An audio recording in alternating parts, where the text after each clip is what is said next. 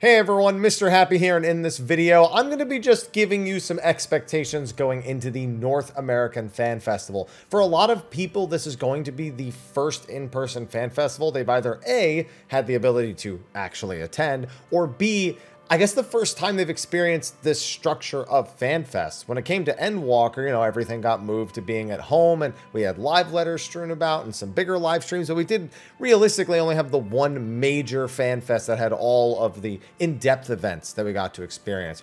Whereas now we're going to be getting something that's more like the traditional ones that we had for Heavensward, Stormblood, and Shadowbringers. So because a lot of people probably aren't aware of how those are normally structured, I figured it would be worth going into what to expect from this first one, and then I can do follow-up videos for the other two based on the experiences we've had before, which I'm also going to touch upon a little bit here. So, what should you expect information-wise from FanFest? Well, if you're actually going, there's going to be a bunch of events. There's usually a bunch of stations set up, a battle challenge. We know what the battle challenge is. It is Asura. They did show that to us already in a previous live letter. And then there's usually a bunch of panels, PvP tournament, and they've actually begun detailing a lot of that stuff on the site. But for those who aren't going, you're probably going to be paying more attention to any sort of announcement about expansion-related stuff, patch-related stuff, and fortunately, that is kind of the main reason FanFest exists. FanFest only exists because of expansion announcements. Yes, it's nice to bring everyone together who can be there in person or for everyone to celebrate online, but it is, at the end of the day, there to announce the expansion. So the first thing you should expect from the North American Fan Festival is to find out what 7.0 is. We should get a teaser trailer, we should get a name, and they're going to talk a bunch about the teaser trailer, usually play it again, maybe do some commentary, throw some stills over it. And that teaser can be anywhere between something that's like 90 seconds to 2 minutes, but the Shadowbringers one was like a little bit over 3 minutes, I think. So it can be usually substantial, but it's not the full trailer, it is just a teaser trailer. After that, they tend to go into a lot of high-level details, so they really don't get too in-depth about any one particular aspect. And that's kind of always been the curse of the North American Fan Fest. Yes, we get that initial excitement. Everybody gets to enjoy the trailer. You get that first initial reaction that everybody has to finding out what the theme of the expansion is, what the new song and the trailer is, like all those exciting things, but it's not the whole picture. And that's true of every detail that comes afterwards. Because you know what we're going to get? We're going to get slides that say, exciting new dungeons or challenging new dungeons. Yeah, every time they say challenging new dungeons, we laugh about that one. New high-end raids, probably not going to tell us what that is. Exciting new alliance raids, probably aren't going to tell us what those are. A level cap raise, we already know for a fact that we're going to level 100 in the next expansion. Yoshida confirmed that in an interview like 9 months ago. At this point, something in that capacity. They'll be like, oh, we have new areas. And we'll usually actually preview a few areas, if not just a few screenshots. Sometimes they do the little like aerial camera through a couple of zones so we can actually see some stuff. I think, for example, Shadowbringers, they showed us a like a fly-through of Amarang and Raktika Greatwood. So yeah, I think that's right. And then usually they'll also go into some of the highlighted characters. So like they'll be like, oh, this character is being updated and brought into the fray. They were in the trailer. Or maybe a character we don't know is in the trailer. Someone like the Crystal Exarch. We'll be like, oh, this is the Crystal Exarch. We don't really know much about him. But this is, a brief overview of who he is and kind of like the mystery of like how he ties into our story and our next adventure. If there's like a major villain present in a trailer, if there isn't, then so be it. But if there is, they might also go into details. And that's a pretty lengthy section because they have to, take Yoshida's explanation, then translate it to English. And that usually takes this like 2-ish hour keynote and kind of more condenses it down into about an hour's worth of information. Even if they are practiced, Yoshida still goes off on side tangents a lot of the time, so it's just not too surprising. So yeah, they expect a lot of, again, high-level stuff. And then we get into stuff that usually has a little bit more detail. So for example, new jobs. Everyone's wondering if we're going to find out about new jobs. Now, I think it would be arrogant after all these years for me to say, no, you won't learn new jobs. Historically, we don't learn much about new jobs at the very first FanFest. The key thing that happens is Yoshida goes, new jobs, and puts a lot of emphasis on the S, to let people know that there are multiple new jobs. Now, sometimes the slide says multiple new jobs as well, but the key is that has happened every time because we've always had multiple jobs, even if we never find out what they are in that first FanFest. So what that ends up meaning is that if he doesn't say plural, that means we're only getting one new job. And everyone is speculating about which expansion will eventually only bring one new job into the game. Some people think it's 7.0. Some people think it'll be later. I think it'll be later. I think this is going to be a double DPS expansion, with caster being the only thing I'm confident in predicting. What caster? Who knows? There is one other thing, though, in regards to the jobs. One teaser you need to pay careful attention to that he hasn't done every time, but he's done most of the time. Yoshida's shirt. Now, my shirt, not a teaser for a job. I don't think Quina is going to be the new job, because this is probably the shirt I would give them. But he's worn like, not necessarily NA exclusive, but he's worn like a 007 shirt, and a Spider-Man shirt. He wore like, a Scarlet Witch shirt. That was the Red Mage teaser during the Stormblood era. Yeah, he wore a Scarlet Witch shirt at the North American Fan Fest and Stormblood. So he's done this quite frequently before. And as such, we're expecting to kind of have to pay attention to it. He did it for Reaper also. So yeah, this has happened a bunch of times. So those are the only job informations we normally get. Battle system maintenance is another common stuff. Any sort of really important change that they're making to the battle system that they want to highlight early, they do. For example, they've announced like they're getting rid of TP. That happened at North American Fan Fest. The making shields clearer, which is the shields over your health bar thing we have now. They at least teased that they were going to do something like that.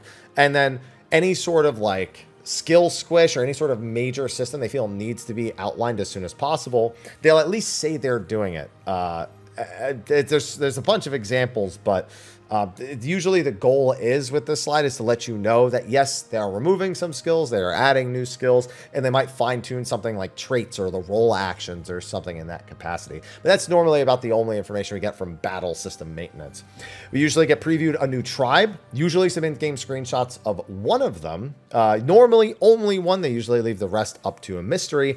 And if that tribe has a deity, which we probably won't be dealing much with the way the story has gone in recent times, then they've also historically shown off a new trial. Now, sometimes they show off a new threat. They did that a lot with Endwalker, but again, Endwalker, not the most traditional thing. Like they would show us like the Magus Sisters or Anima. But if they feel like they need to keep a trial a secret, that usually means that's why we're getting like dungeon bosses or other cool enemies kind of in that preview section in their place. So that's about the most you can expect out of new tribes, new trials. Like you might just get those little bits of information. Now, I will say one thing. You do normally find out the name and theme of a new major endgame content. Eureka, for example, Ishgard Restoration, those were all initially detailed at North American Fan Fest. So if we're going to get an exploration zone, it wouldn't be too surprising, for example, to find out about it there. I'm sure that if we had a North American Fan Fest, we probably would have found out about Island Sanctuary at one of them. But that's, you know, at this point, that's just conjecture and speculation of what they could have planned to do. I remember in the Shadowbringers one, they mentioned user-controlled farms, and we didn't get that until Island Sanctuary and 6.x. So sometimes you got to take it a little bit with a grain of salt about some of the things they say at the North American one. They usually also do some of the generic stuff we see in like live letters, like, you know, new recipes, new items, you know, higher item level, new gear. Like, it's, of course, there's going to be new gear and rest. Like, you know what I mean? But if there's going to be any major change to Disciples of Hand or Land, that can also sometimes fall under system maintenance and new system additions. They've also detailed things like new gameplay systems like trusts, new game plus, world visiting, new data centers or infrastructure. All of that has been present, and that's why I wouldn't be surprised to see the graphic update stuff appear at pretty much every fan fest. A little bit of something at every fan fest. I think especially the first one, they're going to want to touch on that because they haven't talked about it since 6.1. Yeah, I think 6.1. They told us in like, I don't know, like a couple months after the expansion came out, they did like a post Endwalker, like let's talk about, it was like the roadmap for like the next, I guess kind of 10 years or like about the next 10 years of Final Fantasy XIV.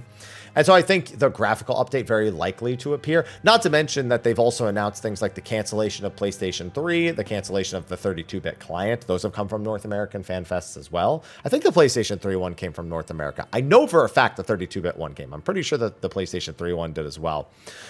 They've also done some other major announcements. We got the Viera unveiling at a North American fan festival. Hi, future Haps butting in for past Haps, because I guess I do this in videos now. We didn't actually get the Viera unveiling. We actually got a Bugs Bunny t-shirt from Yoshi P, which was as obvious as hints get. We didn't get the Viera announcement until the following fan fest in Europe, so I wanted to add this little correction, and now back to the video. Now, we do know that female Hrothgar is currently in development. Whether or not we'll see that at the North American one is a big question, but the fact that we already know about it may warrant a mention, if not outright screenshot trailer or something. It's not something they need to keep secret because it's not a secret. So, and that's just up to them about whether or not they'll really dive too deep into that. And normally they have one sort of major announcement at the end as well. Like Blue Mage, for example, got teased, even though that wasn't an expansion feature. They then teased it because they were going to talk about it in the following live letter.